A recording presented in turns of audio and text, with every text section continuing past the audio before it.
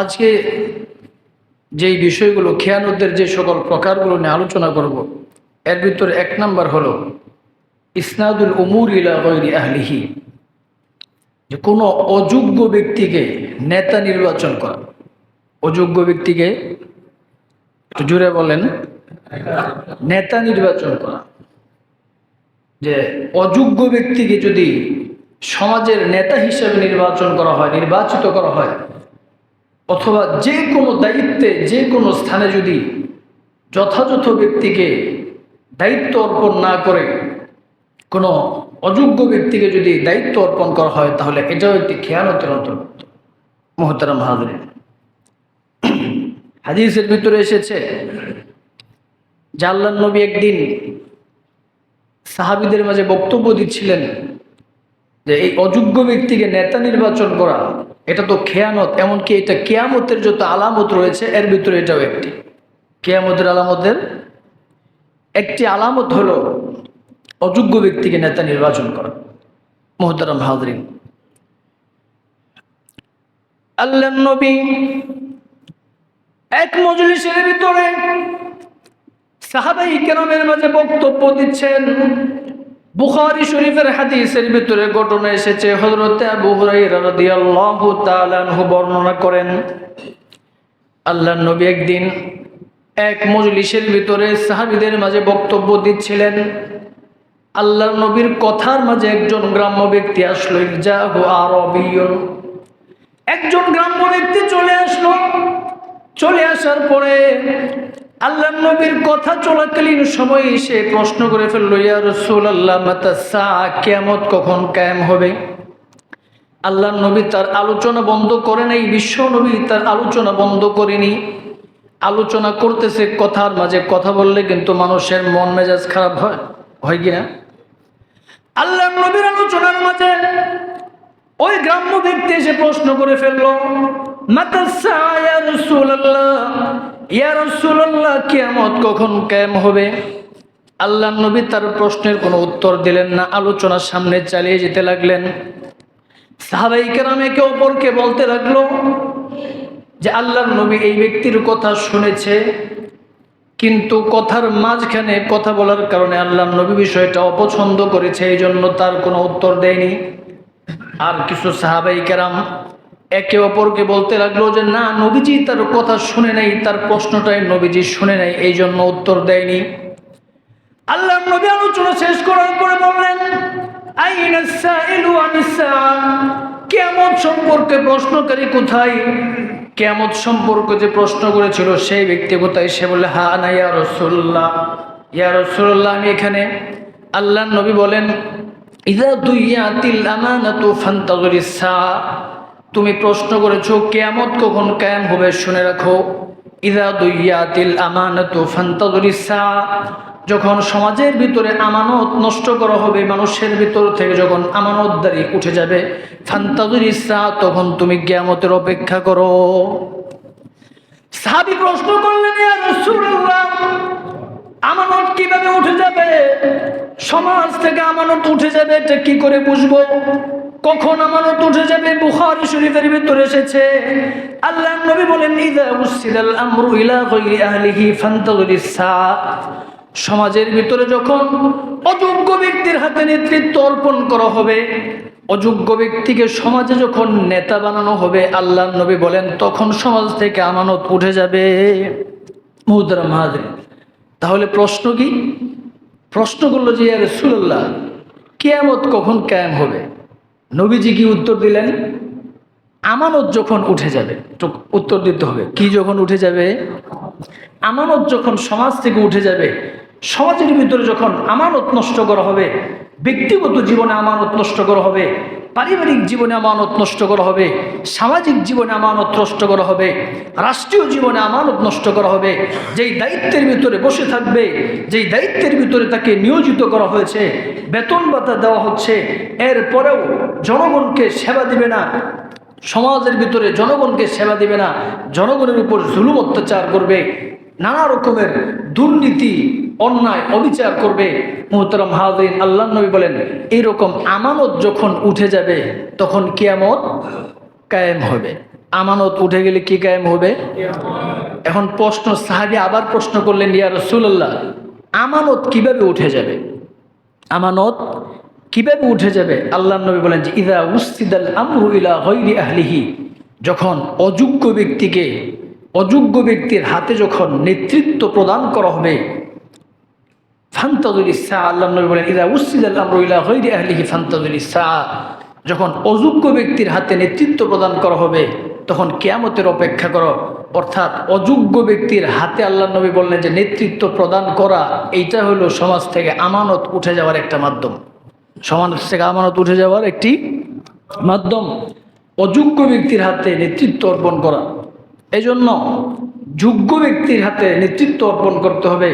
কারণ আপনি চাঁদাবাজ, সন্ত্রাস, দুর্নীতিবাজ এইরকম লোককে আপনি সমাজের নেতা বানাবেন, আর তার কাছ থেকে আপনি হযরতে উমরের আচরণ আশা করবেন, এটা কি কোনোদিন সম্ভব?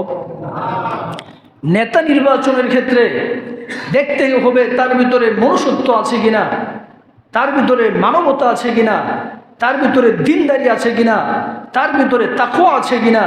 কার অন্তরের ভিতরে যদি তাকওয়া না থাকে, দিনদারি না থাকে, ইসলামী শরীয়তের ভাষ্য অনুযায়ী সে কোনোদিন নেতা হওয়ার ন্যূনতম যোগ্যতা সে রাখেন। কারণ কি? কারণ যার অন্তরের ভিতরে তাকওয়া নাই, সে চেয়ারের ভিতরে বসে রাষ্ট্রের সম্পদের খেয়ানত করবে, কোটি কোটি টাকা চুরি করে দেশের বাহিরে প্রচার করবে। জনগণ যখন তার কাছ থেকে সেবা নিতে যাবে, রাষ্ট্রের পক্ষ থেকে বেতন ভাতা পাওয়া সত্ত্বেও ফাইল নড়াচড়া করবে না। এক টেবিল থেকে আরেক টেবিলে নড়াতে হলে টাকা দিতে হবে, ওই টাকা খাওয়ার পরে হাতে শক্তি হবে, ওই শক্তি দিয়ে ফাইল দাঁড়া দিবে, এরপরে এক টেবিল থেকে আরেক টেবিলে ফাইল যাবে। ঠিক কিনা মুহতারাম হাজরিন? এই জন্য নেতা নির্বাচনের ক্ষেত্রে দেখতে হবে, এই যে আমরা যে ভোট দেই, ভোট এটাও একটা আমানত। ভোট কি আমানত? টাকা খেয়ে ভোট দেওয়া যাবে না। কারণ আপনি যাকে ভোট দিচ্ছেন, আপনার এমন লোককে দিতে হবে যে তার আপনার ধারণা অনুযায়ী এবং বিশ্বাস অনুযায়ী যে সবচেয়ে ভালো, দেশের জন্য ভালো করবে, জনগণের জন্য ভালো করবে, সমাজের জন্য ভালো করবে, ইসলামের জন্য ভালো করবে, যার ভিতরে নীতি রয়েছে, আদর্শ রয়েছে, মানুষের প্রতি ভালোবাসা রয়েছে, নীতিনৈতিকতা রয়েছে, ইনসাফ রয়েছে, এইরকম ব্যক্তিকে নির্বাচন করতে হবে। মুহতারাম হাজরিন, ইসলামী শরীয়ত বলে যে এইরকম ব্যক্তির হাতে নেতৃত্ব অর্পণ করতে হবে। কারণ এইরকম ব্যক্তির হাতে যদি না করা হয়, যার অন্তরে আল্লাহর ভয় থাকবে না, এরকম লোককে অন্য ভয় দেখিয়ে অন্যায় থেকে খুব বেশি দূরে রাখা যাবে না। মুহতারাম হাজরিন, এই জন্য নেতা যে হবে তার অন্তরে তাকওয়া থাকতে হবে। কারণ তাকওয়া না থাকলে সে মানুষের উপর যে জুলুম করবে, অন্যায় অবিচার করবে, তাকে কিসে বিরত রাখবে? তাকওয়া এটা এমন একটা শক্তি, আল্লাহ তাআলার ভয়, পরকালের সুদৃঢ় বিশ্বাস, এটা এমন একটা শক্তি, কারণ অন্তরের ভিতরে যদি এই তাকওয়া পরিপূর্ণরূপে অর্জন হয়ে যায়, তাকওয়া সৃষ্টি হয়ে যায়, তাহলে এই ব্যক্তি কোনোদিন অন্যায় অপরাধ করতে পারবে না। মুহতারাম হাজরিন, হযরতে ওমর রাদিয়াল্লাহু তাআলা আনহু খলিফাতুল মুসলিমিন, তিনি মরুভূমিতে সফর করতেছেন। সফর করতে করতে অনেক ক্লান্ত। হযরতে ওমর দেখলেন একজন ব্যক্তি অনেক হাজার হাজার ছাগল, আরবের লোকেরা হাজার হাজার ছাগল, দুম্বা, বেড়া, বকরি, উট এগুলো লালন পালন করত। হযরতে ওমর রাদিয়াল্লাহু তাআলা আনহু দেখলেন এক ব্যক্তি এরকম হাজার হাজার ছাগল নিয়ে মাঠের ভিতরে বসে আছে, ছাগল চড়াচ্ছে। হযরতে ওমর তখন বললেন, তাকে পরীক্ষা করার জন্য হযরতে ওমর তাকে বললেন, আমি তো অত্যন্ত পিপাসার্থ, তোমার এখান থেকে একটা বকরি আমাকে দিয়ে দাও, আমি তার দুধ পান করি। তখন ওই ব্যক্তি বলল, সে হযরতে ওমরকে চিনে না। সে তখন বলল যে, ভাই, আপনি বকরি যে চাচ্ছেন, এই বকরির মালিক তো আমি না, আমি হলাম বকরির রাখাল। আমার মালিকের অনুমতি ব্যতীত আপনাকে কিভাবে একটা বকরি আমি আপনাকে দিয়ে দিই? জুড়ে বলেন না সুবহানাল্লাহ। হযরতে ওমর রাদিয়াল্লাহু তাআলা আনহু তাকে দ্বিতীয়বার আবার পরীক্ষা করার জন্যে হযরত ওমর তার কাছে আরেকটি প্রস্তাব পেশ করলেন। বললেন, আচ্ছা ঠিক আছে, তুমি তো বকরি দিতে চাচ্ছ না, আমার সাথে একটা চুক্তিতে আসো, আমি তোমাকে কিছু টাকা দেই, তুমি আমাকে একটা বকরি দাও। হযরত ওমর বলেন, তুমি টাকার মালিক হয়ে যাবে, আর আমার দুধের প্রয়োজন, দুধ পান করার প্রয়োজন, বকরিটা নিয়ে আমি দুধ পান করবো, আমি বকরির মালিক হয়ে যাব। তোমাকে কিছু টাকা দিই, টাকা নিয়ে তুমি আমাকে একটি বকরি দিয়ে দাও। মোহতারাম হাজরিন, ওই রাখাল তখন হযরত ওমরকে বলে, ভাই আমি তো আপনাকে বললাম যে এই বকরির মালিক আমি না, কি করে আমি আপনাকে এই বকরি প্রদান করি? রাখাল তখন বলতেছে, ভাই আমার মালিক তো এখানে উপস্থিত নেই, তার অনুমতি ব্যতীত আমি আপনাকে কিভাবে বকরি প্রদান করব? হযরত ওমর বলেন, আরে তোমার মালিক তো এখানে নেই, তোমার মালিক তো তোমাকে দেখবে না। হাজার হাজার বকরি, হাজার হাজার বকরির ভিতরে একটি বকরি যদি তুমি বিক্রি করে দাও, তোমার মালিক নিশ্চিত করে বলা যায় যে বুঝতে পারবে না। আর যদি বুঝে ফেলে তুমি বলতে পারবে একটি বকরি হারিয়ে গেছে, বাঘে খেয়ে ফেলেছে। মোহতারাম হাজরিন, রাখাল তখন হযরত ওমরকে বলে, ভাই তুমি যে কথা বলেছো, কথাটা তো বাহ্যিকভাবে ঠিকই বলেছো। আমি যদি একটা বকরি তোমাকে দিয়ে দেই, বিক্রি করে ফেলে, আমার মালিক জানবে না। কিন্তু আমার প্রশ্ন হলো, আমার মহান আল্লাহ তাকে আমি কি জবাব দিব? আমার মহান রব্বুল আলামিন তিনি তো আমাকে ঠিকই দেখবেন। হযরত ওমর এত আনন্দিত হলেন যে আমার রাষ্ট্রের ভিতরে একজন রাখাল, তার অন্তরের ভিতরে এই পরিমাণ তাকওয়া যে সে একটা বকরির দুধ মালিকের অনুমতি ছাড়া দিতে যাচ্ছে না। তো মুহতারাম হাজরিন, বলতেছিলাম এই জন্য তাকওয়া যদি না থাকে, স্বাভাবিক দুনিয়াবি বাহ্যিক আইন কানুন দিয়ে কাঙ্ক্ষিতভাবে মানুষকে অন্যায় অপরাধ থেকে দূরে রাখা সম্ভব নয়। এই জন্য আল্লাহ নবী বলেন, ইদা উসনিদাল আমরু ইলা গায়রি আহলিহি ফান্তাযিরিস সাআ। হাদিসের মাধ্যমে আল্লাহ নবী কিয়ামত পর্যন্ত সমস্ত মানুষের কাছে বার্তা দিলেন, যুগের যখনই তোমরা পৃথিবীর যে দেশেই হও না কেন, নেতা যখন তোমরা নির্বাচন করবে, তখন যোগ্য লোককে, নীতিবান লোককে, আদর্শবান লোককে, সৎ লোককে, যার ভিতরে মানবতা আছে, এরকম ব্যক্তিকে নেতা নির্বাচন করবে। মুহতারাম হাজরিন, বলতেছিলাম অযোগ্য ব্যক্তিকে নেতা নির্বাচন করা, এটা শুধু নেতার ক্ষেত্রে নয়, যে কোনো পদে, যে ওই পদের উপযুক্ত নয় এরকম কাউকে ওই দায়িত্ব অর্পণ করা, এটাও এক প্রকারের খেয়ানত। এটাও কি খেয়ানত? এটা আমরা বুখারী শরীফের হাদিস থেকে দেখলাম যে আল্লাহ নবী এটাকে খেয়ানত বলেছেন। মুহতারাম হাজরিন, 2 নাম্বার, তাদয়িউল আহলি বিইহমালিহিম, নিজের পরিবার, সন্তান সন্ততি, তাদের দ্বীনি শিক্ষার ব্যাপারে অবহেলা প্রদর্শন করা। একটু খেয়াল করতে হবে, কারণ এই রোগে মোটামুটি অনেকেই রোগী। নিজের সন্তান এবং পরিবার এর সদস্যদের দ্বীনি শিক্ষার ব্যাপারে অবহেলা প্রদর্শন করা, এটাও এক প্রকারের খেয়ানত। এটাও কি? নিজের সন্তানকে, আল্লাহ রাব্বুল আলামিন আপনার ছেলে ডাক্তার হয়েছে কিনা জিজ্ঞাসা করবে না, ইঞ্জিনিয়ার হয়েছে কিনা জিজ্ঞাসা করবে না, উকিল হয়েছে কিনা জিজ্ঞাসা করবে না, ক্যাডার কিনা জিজ্ঞাসা করবে না।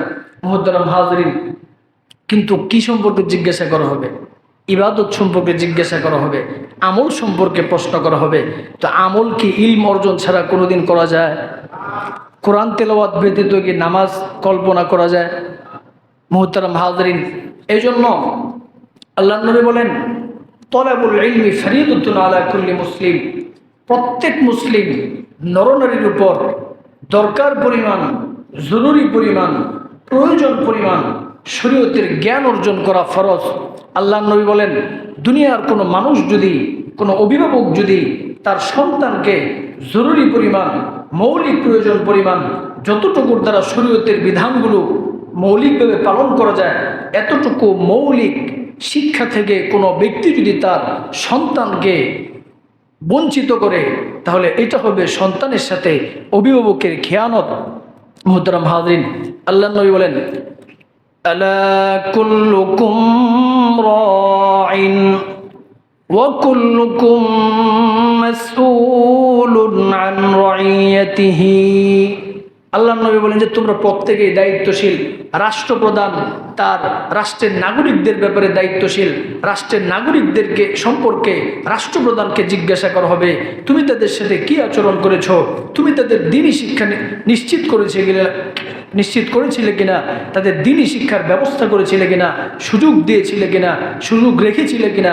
শিক্ষা সিলেবাসের ভিতরে এরকম জরুরি পরিমাণ, মৌলিক পরিমাণ দ্বীনি শিক্ষা রাখা বিশেষ করে প্রত্যেক মুসলিম কান্ট্রিতে অপরিহার্য এবং জরুরি, যাতে করে একজন নাগরিক নামে মুসলিম না হয়ে প্রকৃত মুসলিম এবং রাষ্ট্রের আদর্শ নাগরিক হতে পারে। কারণ কি? কারণ আপনি বলতে পারেন নিজে নিজে তো পড়ানোর সুযোগ আছে, কিন্তু কোনো কারণে অবহেলার কারণে ওটা হবে না। কিন্তু শিক্ষার সিলেবাসের ভিতরে প্রাথমিক পর্যায় থেকে নিয়ে মাধ্যমিক পর্যায় পর্যন্ত এতটুকুর ভিতরে একজন ছেলে একজন মেয়ে তার মৌলিক এবং জরুরি পরিমাণ দিনই শিক্ষা নিশ্চিত করা, এটা রাষ্ট্রপ্রধানের দায়িত্ব, রাষ্ট্রের দায়িত্ব। এই দায়িত্ব যদি রাষ্ট্রপ্রধান পালন না করে আল্লাহ তাআলার কাছে জবাব দিতে হবে, ঠিক কিনা? মুহতারাম হাজরিন, ঠিক তেমনিভাবে আল্লাহ নবী বলেন প্রত্যেকেই তোমরা দায়িত্বশীল। যে পরিবারের যে প্রধান বাবা মা, সে তার পরিবারের সন্তানদের ব্যাপারে দায়িত্বশীল। আল্লাহ নবী বলেন যে তোমাদেরকে এই দায়িত্ব সম্পর্কে জিজ্ঞাসা করা হবে। মুহতারাম হাজরিন, এজন্য ছেলেকে ডাক্তার ইঞ্জিনিয়ার বানান কোনো সমস্যা নেই মুহতারাম হাজরিন, কারণ আল্লাহ তাআলা কোরআনের ভিতরে কোথাও এটা বলেননি, হাদিসের ভিতরে কোথাও এটা বলেননি দুনিয়ার সব মানুষকে আলেম হতে হবে, এটা কোথাও বলা হয়নি। কিন্তু এই কথা বলা হয়েছে যে আলেম হবে একটা শ্রেণীর মানুষ, যারা বিজ্ঞ আলেম হবে। ফালাউলা নাফারা মিন কুল্লি ফিরকাতিন মিনহুম তাইফাতুল লিয়াতাফাক্কাহু ফিদ্দীন ওয়া লিয়ুনদিরু কওমাহুম ইযা রাজাউ ইলাইহিম লাআল্লাহুম ইয়াহযারুন। সমাজের একটি শ্রেণীর মানুষ বড় আলেম হবে, বড় ফকি হবে, ইসলামী গবেষক স্কলার হবে। সমাজের অন্য সব মানুষ তাদের কাছ থেকে শরীয়তের বিষয়গুলোর সমস্যার সমাধান নিয়ে দুনিয়াতে জীবনযাপন করবে। কিন্তু মৌলিক পরিমাণ যে জ্ঞান, মৌলিক পরিমাণ ইলম শিক্ষা, এটা প্রত্যেক ব্যক্তির উপর আল্লাহ তাআলা ফরজ করেছেন। এটা কি করেছেন? এটা ফরজে কিফায়া না, এটা ফরজে আইন, এটা ফরজে। আর আলেম হওয়া একটা শ্রেণীর, এটা হলো ফরজে কিফায়া।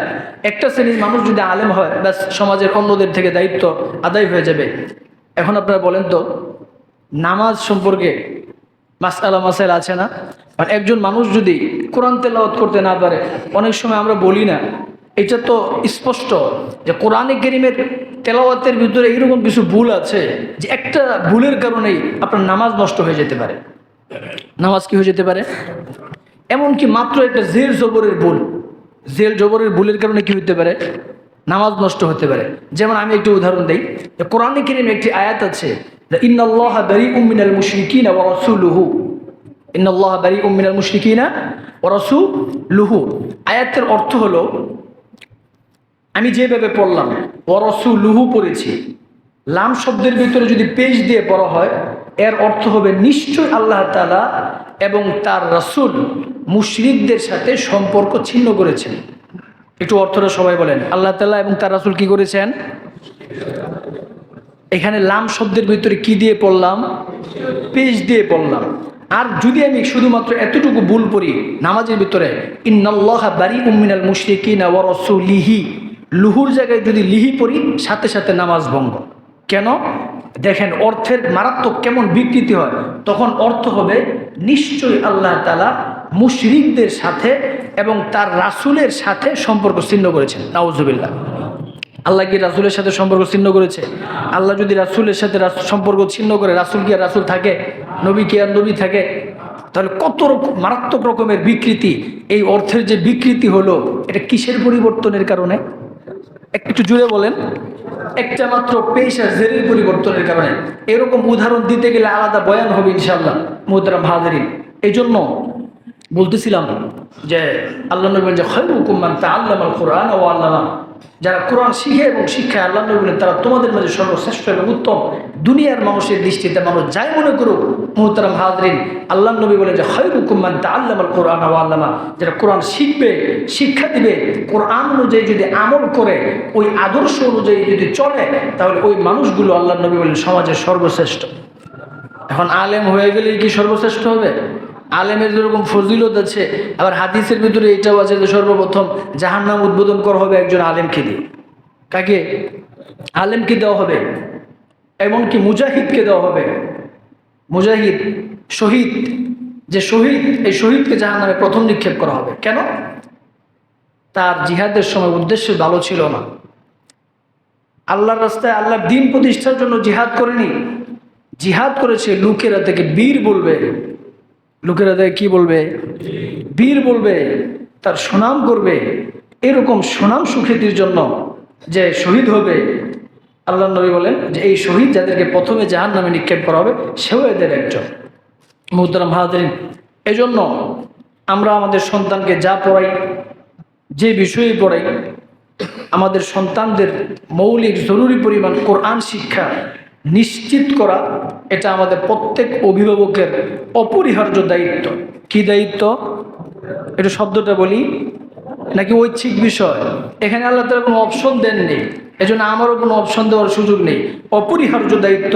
আল্লাহ নবী বলেন, কেউ যদি সন্তানকে কোরআন শিক্ষা থেকে বঞ্চিত করে, নিজের ছেলে মেয়েকে কোরআন শিক্ষা থেকে বঞ্চিত করে, এমনকি নিজের স্ত্রীও যদি কোরআন না পারে, স্বামীর দায়িত্ব হলো তাকে কোরআন শেখানোর ব্যবস্থা করা। কোনো মহিলা যারা কোরআন পারে এরকম মহিলার ব্যবস্থা করে দেয়া, শিক্ষিকার ব্যবস্থা করে দেয়া, যার কাছ থেকে সে শিখবে। কারণ স্ত্রীর সমস্ত দায়িত্ব কার? একটু জুড়ে বলেন। স্বামীর। মুহতারাম হাজিরিন, এজন্য স্ত্রীর কোরআন শিক্ষা না পারলে এটাও স্বামীর শেখানোর দায়িত্ব। মুহতারাম হাজিরিন, এই জন্য এই বিষয়টা ইনশাল্লাহ খেয়াল করবো আমরা গুরুত্বের সাথে। এটা এখন সমাজে এরকম হয়ে গেছে, আমরা বলি এটা আরবি পড়া, অর্থাৎ পড়লে পড়লো, না পড়লে না পড়লো, কোনো রকমের সমস্যা নেই। এটা হলো আমাদের বর্তমান সমাজের মানুষের ফিল, কিন্তু এটা সম্পূর্ণ একটা ভুল অনুভূতি। সঠিক রাস্তায় আসতে হবে। সন্তানদেরকে জরুরি পরিমাণ, মৌলিক পরিমাণ কোরআন শিক্ষা দিতে হবে। কারণ নামাজ যেরকম ফরজ, নামাজের মৌলিক এবং জরুরি বিষয়গুলো জানাও এরকম ফরজ। যে বিষয় ওয়াজিব, ওই বিষয়ের মৌলিক এবং জরুরি পরিমাণ জিনিস জানা ওয়াজিব। যে বিষয় সুন্নাহ, ওই বিষয়ের ইলম অর্জন করা সুন্নাহ। এরকম ফুকাহায়ে কেরাম এরকম বিধান বর্ণনা করেছেন। মুহতারাম হাজিরিন, তো বলতেছিলাম যে সন্তানদের দ্বীনি শিক্ষার ব্যাপারে উদাসীনতা প্রদর্শন করা, এটাও এক প্রকারের, একটু জুড়ে বলেন, খেয়ানত। মুহতারাম হাজিরিন, 3 নাম্বার হলো খেয়ানাতুদ দাইন, ঋণের খেয়ানত। যে কোনো ব্যক্তি কারো কাছ থেকে ঋণ নিল, ঋণ নেওয়ার পরে আদায় করলো না, গড়িমেশি করে আদায় করলো না, অথবা নিজের প্রভাব আছে, প্রতিপত্তি আছে, এরকম সমাজের ভিতরে আপনারাও জানেন, আপনাদের আশপাশে এরকম ভুরি ভুরি হাজার হাজার ঘটনা আছে। যে ঋণ নেওয়ার পরে, টাকা নেওয়ার পরে দেয় না, যে পাওনাদার সে চাপও দিতে পারে না। কারণ যার কাছে ঋণ যে নিয়েছে, ঋণ চাইতে গেলে বলে হাত পাও কিন্তু ঠিক থাকবে না, হাত পাও কি থাকবে না, এরকম প্রকৃতির মানুষ সমাজে আছে না? শুধু হাত পাও ঠিক থাকবে না তা না, সমাজের তোমার ছেলে মেয়ে যখন স্কুলে যাবে, কলেজে যাবে, তাদের রাস্তা কিন্তু নিরাপদ থাকবে না। স্ত্রী যখন তোমার বের হবে, তাদের রাস্তাও নিরাপদ থাকবে না। অতএব টাকা যেগুলো খেয়ে ফেলেছি তো খেয়ে ফেলেছি, এগুলো কি মানুষের দেয়? এরকম প্রকৃতির মানুষ নাই আমাদের দেশে। এটাও কি খেয়ানত? এজন্য অবশ্যই কারো কাছ থেকে কোনো ঋণ নিলে অবশ্যই তাকে সুন্দররূপে তার কাছে পৌঁছে দিতে হবে, ঋণ আদায় করতে হবে। হ্যাঁ, আল্লাহ তাআলা প্রত্যেকের অন্তরের অবস্থা জানেন। কোনো ব্যক্তি যদি ঋণ নেওয়ার পরে বাস্তবে ব্যবসা করেছিল, একেবারে ফকির অসহায় হয়ে গিয়েছে, যে এই লোকের সমস্ত সম্পদ বিক্রি করলেও, সব কিছু বিক্রি করলেও ঋণ দেওয়ার সম্ভাবনা, এইরকম যদি কারো অবস্থা হয়, আল্লাহর নবী বলেন, মান আখাযা আমওয়ালান নাস ইউরিদু আদাআহা আদাল্লাহু আনহু ওয়া মান আখাযা আমওয়ালান নাস ইউরিদু ইতলাফাহা আতলাফাহুল্লাহ।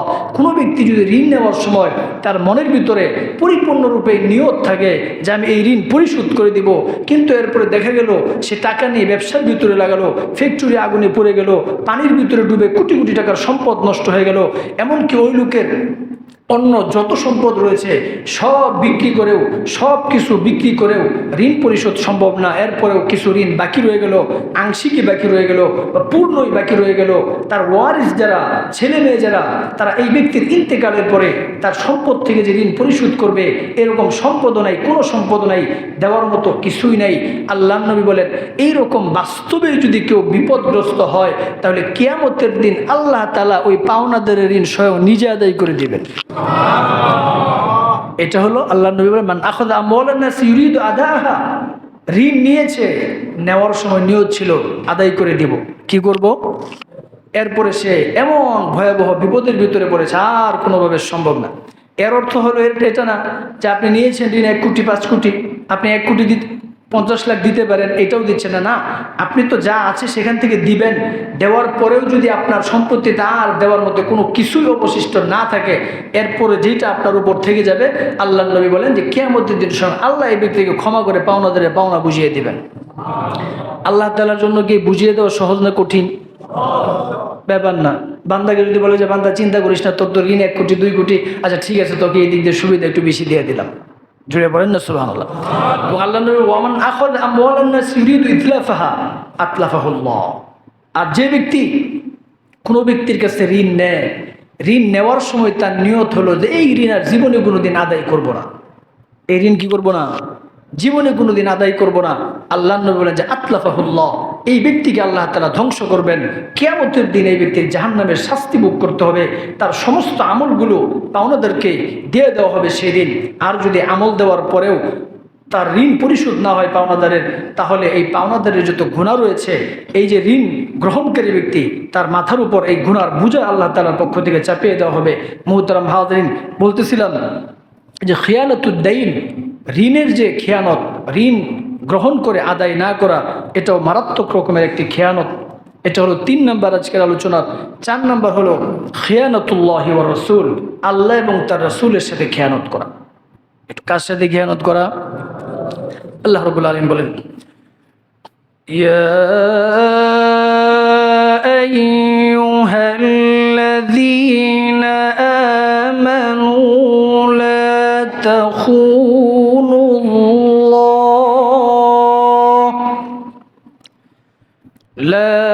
تخونوا الله والرسول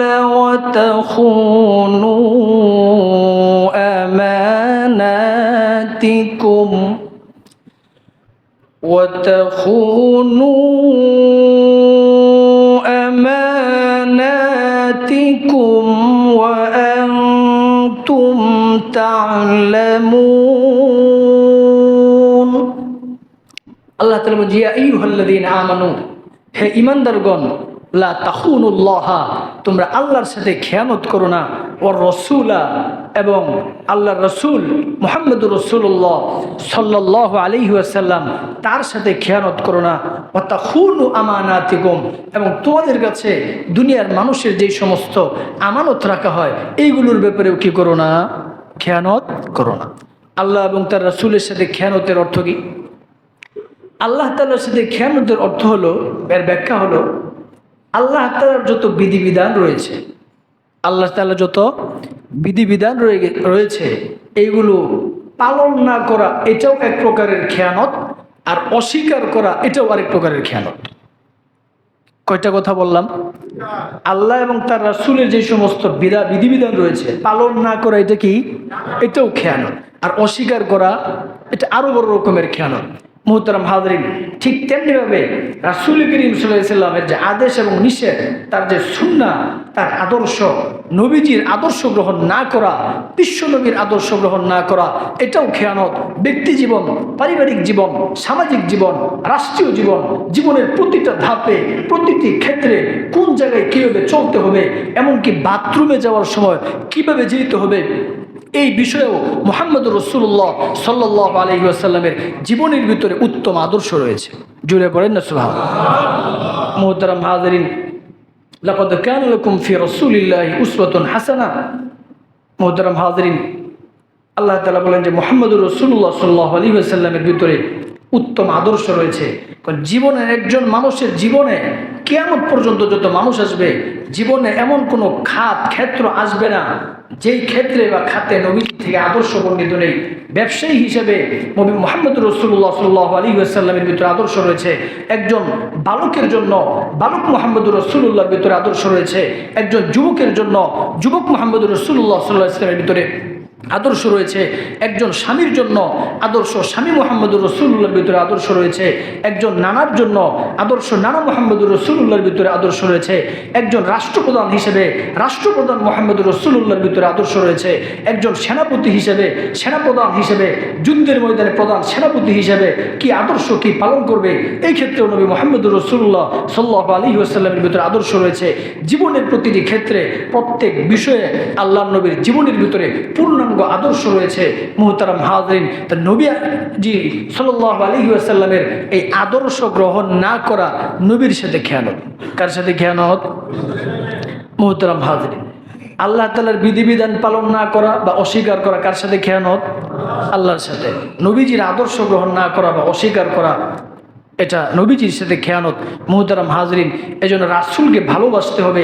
দলমতের ঊর্ধ্বে উঠে মুহতারাম হাজরিন রাসূলের ভালোবাসা। আল্লাহ নবী বলেন, লা ইউমিনু আহাদুকুম হাত্তা ইয়াকুনা হাব্বা ইলাইহি মিন ওয়ালিদিহি ওয়া ওয়ালাদিহি ওয়ান নাসি আজমাইন। তোমাদের মধ্যে কেউ ততক্ষণ পর্যন্ত পরিপূর্ণ মুমিন হতে পারবে না যতক্ষণ না পর্যন্ত সে ব্যক্তি মিন ওয়ালিদিহি, তার সন্তান থেকে, তার স্ত্রী থেকে, আল্লাহ নবী বলেন পৃথিবীর সমস্ত কিছু থেকে আমি নবীকে যতক্ষণ পর্যন্ত বেশি ভালো না বাসবে ততক্ষণ পর্যন্ত একজন ব্যক্তি পরিপূর্ণ মুমিন হতে পারে। হযরত উমর আল্লাহ নবী দরবারে আসলেন।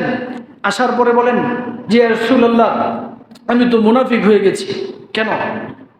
আল্লাহ নবী প্রশ্ন করলেন যে কেন? যে ইয়া রাসূলুল্লাহ, আপনি বলেছেন যে একজন ব্যক্তি ততক্ষণ পর্যন্ত মুমিন হতে পারবে না যতক্ষণ পর্যন্ত সে তার স্ত্রী, সন্তান, পরিবার, দেশ, সমাজ, রাষ্ট্র, দল সব কিছুর চাইতে নবীকে বেশি না বাসবে। হযরত ওমর বলেন, ইয়া রাসূলুল্লাহ, আমি তো সব কিছুর চাইতে আপনাকে বেশি ভালোবাসি, কিন্তু নিজের জীবনের চাইতে তো এখনো পর্যন্ত বেশি ভালোবাসতে পারি নাই। আল্লাহ নবী বলেন যে ওমর, তুমি যদি তোমার নিজের জীবনের চাইতে আমাকে বেশি ভালোবাসতে না পারো তাহলে এখনো তুমি পরিপূর্ণ মুমিন হইতে পারো নাই। হযরত ওমর মাথাটা নিচের দিকে দিলেন, চিন্তা করলেন, মাথা উঠিয়ে বললেন যে ইয়া রাসূলুল্লাহ, হ্যাঁ, এখন থেকে আমি আপনাকে আমার জানের চাইতেও বেশি ভালোবাসি। জুড়ে মুহতারাম হাজরিন, সাহাবাই কেরামের ভালোবাসা এটা শুধু ওই আনন্দ উদযাপনের ভালোবাসা না। এক ঘটনা তো এখন বললে সময় চলে যাবে, ওই দিকে আর যাচ্ছি না। মুহতারাম হাজরিন, লাইলি আর মজনুর ঘটনা আপনারা জানেন না? লাইলি আর মজনুর ঘটনা এটা আপনারা অনেকেই শুনেছেন। লাইলির কাছে খবর আসলো যে জঙ্গলের ভিতরে মজনু আছে। কে আছে? ওখানে সারাদিন সে পড়ে থাকে আর লাইলির চিন্তা করে। শিক্ষণীয় ঘটনা বোঝানোর জন্য। লাইলি তখন থেকে দৈনিক তার জন্য এক পেয়ালা করে দুধ পাঠাতে লাগলো। কি পাঠাতে লাগলো? দুধ পাঠাতে লাগলো। এখন পরের দিন থেকে দেখা গেল বনের ভিতরে সমানে মজনু যুক্ত হইতে গেল। সমানে লোক, একের পর এক লোক বেড়ে গেল। কারণ তারা জানে যে দৈনিক লাইলির বাসা থেকে এনে খাবার আসে, দুধ আসে, আরও খাবার আসে। কি আসে? খাবার আসে। এখন লাইলি তো বেশি পেরেশান হয়ে গেল। এতদিন দিতাম একজনের খাবার, 2 জন 3 জন 5 জন হতে হতে এখন শত শত লোক বনের ভিতরে, প্রত্যেকেই নিজেকে মজনু দাবি করে। প্রত্যেকেই নিজেকে কি দাবি করে? মজনু দাবি করে। লাইলি তো বিপদে পড়ে গেছে যে এখন আসল মজনুকে কিভাবে চিহ্নিত করব। লাইলি তখন তার খাদেমকে বলে দিল, আজকে একটা চাকু নিয়ে যাবা, একটা বাটি নিয়ে যাবা, যাওয়ার পরে বলবা যে লাইলি তো দুধ এবং খাবার পাঠিয়েছে, দেওয়ার আগে বলেছে যে মজনু যারা আসো লাইলির জন্য একটু রক্ত দিতে হবে। এই রক্ত দেখলে লাইলি বিশ্বাস করবে যে সে প্রকৃত মজনু। যখন বললো যে ছুরি দিয়ে নিজের শরীর কেটে লাইলির জন্য রক্ত দিতে হবে, ওই দুকাবাজ প্রতারক মজনু যেইগুলো ছিল বন থেকে সবগুলো পালিয়ে গেল। সবগুলো কি করলো? পালিয়ে গেল। একমাত্র খাঁটি মজনু যে সেই রয়ে গেল। মুহতারাম হাজরিন, সে তার হাত কেটে রক্ত দিয়ে দিল। লাইলি বুঝতে পারলো এটাই হলো মুহতারাম হাজরিন প্রকৃত আশেক। ঠিক তেমনিভাবে নবীজির জন্য যদি জীবন দেওয়ার প্রয়োজন হয়, রক্ত দেওয়ার প্রয়োজন হয়, খাঁটি আশেক রাসূল রক্ত দিবে, জীবন দিবে, তবুও পিছপা হবে না। আর যদি প্রতারক আশিকের রাসূল হয়, নাম কাওয়াস্তে আশিকের রাসূল, বছরে একদিন স্মরণ করা এটা কোনো আদর্শ না। নবীজিকে একজন মুসলমান ব্যক্তি জীবনে দৈনিক স্মরণ করবে, পারিবারিক জীবনে দৈনিক স্মরণ করবে, রাষ্ট্রীয় জীবনে দৈনিক স্মরণ করবে, জীবনের প্রতিটি ক্ষেত্রে স্মরণ করবে।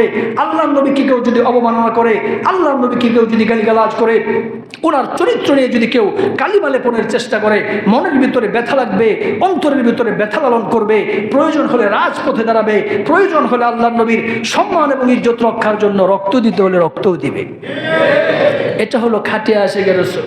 সারা বছর খবর নাই, নামাজ রোজার খবর নাই, নামাজও পড়ে না, রোজাও রাখে না, হজও করে না, যাকাতও দেয় না, নারী পুরুষ একসাথে বেহায়াপনা, অশ্লীলতা, বেপরদা করে একে অপরের সাথে নাচানাচি, গান করে। আল্লাহর নবীর নাম যদি তুমি নাও, ওখানেই তো তুমি নবীজির আদর্শ লঙ্ঘন করতেছো। আল্লাহর নবী তো যে আদর্শ নিয়ে এসেছেন, ওই আদর্শের ভিতরে পর্দার আদর্শ রয়েছে। পর্দা হলো শরীয়তের ফরজ। সম্পূর্ণ ফরজ পর্দা লঙ্ঘন করে নারী পুরুষ একসাথে জটাজটি গড়াগড়ি করে তুমি আবার কিসের আশিকের রাসূলের পরিচয় দাও? মুহতারাম হাজরিন, রাসূলের আদর্শ গ্রহণ যারা করবে তারাই প্রকৃত আশিকে রাসূল। রাসূলের আদর্শকে যারা গ্রহণ না করবে, কিয়ামত পর্যন্ত এরা যদি মুখে আশিকে রাসূল বলে বলে ফেনাও তুলে ফেলে, কোরআনে কারীমের ভাষায় এরা কোনোদিন আশিকে রাসূল হতে পারবে না। আশিকে রাসূল তারা বদরের যুদ্ধে হযরত মিকদাদ রাদিয়াল্লাহু তাআলা আনহু বলেছিলেন, ইয়া রাসূলুল্লাহ, আমরা আপনার ডানে লড়াই করব, আমরা আপনার বামে লড়াই করব। বুখারী শরীফের হাদিস, আমরা আপনার সামনে লড়াই করব, আমরা আপনার পিছনে লড়াই করব। আমরা বনি ইসরাইলের মতো বলবো না যে হে মূসা তুমি এবং তোমার রব গিয়ে যুদ্ধ করো। সাহাবায়ে কেরাম বলেন, ইয়া রাসূলুল্লাহ, আপনি যদি নির্দেশ দেন উত্তাল তরঙ্গমালার ভিতরে, সমুদ্রের উত্তাল তরঙ্গমালার ভিতরে আমরা আপনার জন্য ঝাঁপিয়ে পড়ব। আপনার জীবন রক্ষার জন্য প্রয়োজন হলে সাহাবায়ে কেরাম বলেন, ইয়া রাসূলুল্লাহ, আমরা আমাদের জীবন আপনার জন্য উৎসর্গ করব।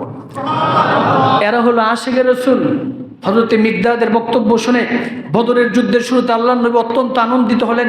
একদিকে মাত্র 313 জনের বাহিনী, একদিকে হাজারের বাহিনী, একদিকে নিরস্ত্র অস্ত্রশস্ত্র। মুহতারাম হাজরিন, আল্লাহর নবী চিন্তায় ছিলেন। সাহাবায়ে কেরাম যখন এই বক্তব্য দিল, ইয়া রাসূলুল্লাহ, বনি ইসরাইলের মতো আমরা এই কথা বলবো না, আপনার নির্দেশ পালনের জন্য আমরা সমুদ্রের ভিতরে ঝাঁপিয়ে পর্যন্ত পড়তে প্রস্তুত রয়েছি। মুহতারাম হাজরিন, এইভাবে সাহাবায়ে কেরাম তাদের রাসূলের প্রতি ভালোবাসার প্রকাশ করেছিল। ভালোবাসা কিয়ামত পর্যন্ত এইরকম প্রকৃত আশিকে রাসূল যারা যুগে যুগে পৃথিবীর বিভিন্ন জায়গায় তারা রাসূলের ভালোবাসার আদর্শ নমুনা তারা স্থাপন করেছে। মুখে শুধু বললে গ্রহণযোগ্য হবে না, কারণ মানুষের আমল পরিমাপ করা হবে না কথা পরিমাপ করা হবে। মানুষের কথা অনুযায়ী কি আল্লাহ তাআলা মাফ করে দিবেন? কথারও ওজন হবে, সমস্ত আমল পরিমাপ হবে। কেন? মুখে যদি বলি তাহলে কেউ কি খারাপ বলবে? মুহতারাম হাজরিন, এই জন্য অন্তরের ভিতর থেকে রাসূলের ভালোবাসা লালন করতে হবে। মুহতারাম হাজরিন, এই ভালোবাসা একদিন না, একদিনও থাকবে, বাকি 362 দিন। ও তখন কি বিদায় নেবে নাকি তখনও থাকবে? সারা বছর ভালোবাসা থাকতে হবে। মুহতারাম হাজরিন, আপনি ওই দিন আরও বেশি কোরআন তেলাওয়াত করেন, রাসূল করিম সাল্লাল্লাহু আলাইহি ওয়াসাল্লামের সিরাতের আলোচনা করেন, রাসূলের জীবনী নিয়ে আলোচনা করেন, রাসূলের আদর্শ নিয়ে আলোচনা করেন, কোনো রকমের কোনো সমস্যা নেই। কিন্তু ভালোবাসাটা যেন আমাদের বছরের একদিনের জন্য না হয়। সারা বছর খবর নাই, রাসূলের আদর্শ গ্রহণের খবর নাই, নামাজের খবর নাই, রোজার খবর নাই, হজের খবর নাই, যাকাতের খবর নাই, পর্দার খবর নাই, কোনো বিধানের পালন করার খবর নাই, তোয়াক্কা না করে এরপরেও একদিন শুধু মিছিল দিয়েই নিজেদেরকে সবচেয়ে বড় আশিকে রাসূল দাবি করলেই আশিকে রাসূল হওয়া যাবে না। যারা রাসূলের আদর্শ গ্রহণ করবে, আল্লাহ তাআলা বলেন, মা আতাকুমুর রাসূলু ফাখুযুহু ওয়া মা নাহাকুম আনহু ফান্তাহু। এই দুনিয়ার মানুষ, মুহাম্মদুর রাসূলুল্লাহ তোমাদের কাছে যা নিয়ে এসেছে সেটা তোমরা গ্রহণ করো, যা থেকে বারণ করেছে সেটা থেকে বিরত থাকো। আল্লাহর নবী যা নিয়ে এসেছেন সেটা যারা গ্রহণ করবে, যা থেকে বিরত থাকতে বলেছেন সেটা থেকে যারা বিরত থাকবে তারাই প্রকৃত আশিকে রাসূল। মুহতারাম হাজরিন, আলোচনা আমি এখানেই শেষ করে দিচ্ছি, আজও এটা শেষ হবে না। তো 4 নাম্বার বললাম, আল্লাহ এবং তার রাসূলের সাথে কি করা? খেয়ানত করা। আজকের 1 নাম্বার কি ছিল? অযোগ্য ব্যক্তিকে নেতৃত্ব অর্পণ করা, এটাও এক প্রকারের খেয়ানত। 2 নাম্বার, সন্তানদের দ্বীনি শিক্ষার ব্যাপারে অবহেলা প্রদর্শন করা, এটাও এক প্রকারের খেয়ানত। 3 নাম্বার হলো ঋণ নিয়ে পরিশোধ না করা, এটাও এক প্রকারের খেয়ানত। 4 নাম্বার, আল্লাহ তাআলা এবং তার রাসূলের সাথে খেয়ানত করা, রাসূলের আদর্শ গ্রহণ না করা, আল্লাহর বিধিবিধান পালন না করা, এটাও খেয়ানত। এই খেয়ানতের শাস্তি হলো জাহান্নাম। মুহতারাম হাজরিন, আল্লাহ তাআলা আমাদের সকলকে এই খেয়ানতের শাস্তি থেকে বেঁচে থাকার তৌফিক দান করুন। খেয়ানত করা থেকে আল্লাহ তাআলা আমাদের সকলকে বেঁচে থাকার তৌফিক দান করুন। আমিন।